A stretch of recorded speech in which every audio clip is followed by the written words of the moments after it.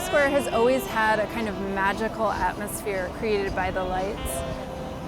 And that's something that we really loved about working in Times Square, the phenomenon of the reflections coming off of all the screens and the way that people are mesmerized when they come into the space. My name is Claire Fellman, and I was the project director for the Times Square Reconstruction Project. 1, 2, 3, Times Square is literally the intersection of two roadways. It's not actually a square. In fact, it's shaped like a bow tie because the roads come together at such a sharp angle. So the Department of Transportation had done a series of pedestrian count studies, which they had conducted at different times of day and all throughout the year. So we could see what direction people were moving in on every single street corner. And we really used that to understand where the pinch points were in the space. In addition to the DOT data, we also had time-lapse data.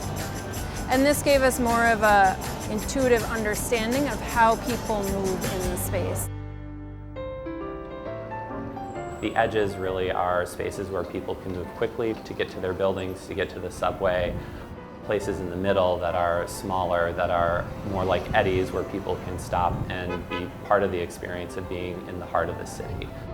My name is Nick Koster, and I'm the project architect on the Times Square Reconstruction Project. So here we're looking at the final construction drawings of Times Square.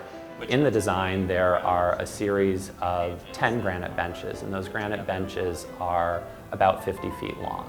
And the benches really function to separate the flow, create spaces for people to occupy in between and people to circulate around the edges. So we thought about the placement of the benches through the different types of events that they typically have scheduled on a yearly basis. And so sizing the 5 different plazas to accommodate those different types of scales.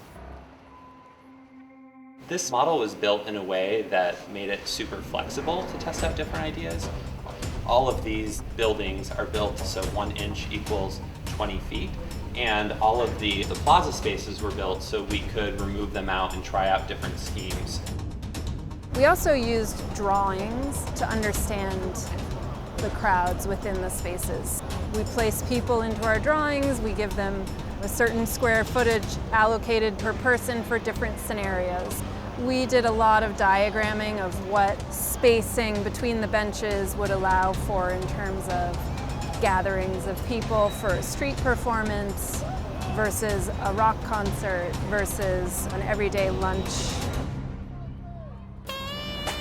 It's really been exciting to see just how people are using the benches in the way that we thought, and then again, in so many ways that we wouldn't have predicted. When thinking about designing Times Square, we're also thinking about designing spaces that are ultimately super flexible, not having too many fixed elements within the space. As the architecture surrounding Times Square changed and the technology for signage changed from the neon lights to the LED screens, it really impacted the way that people do use the space.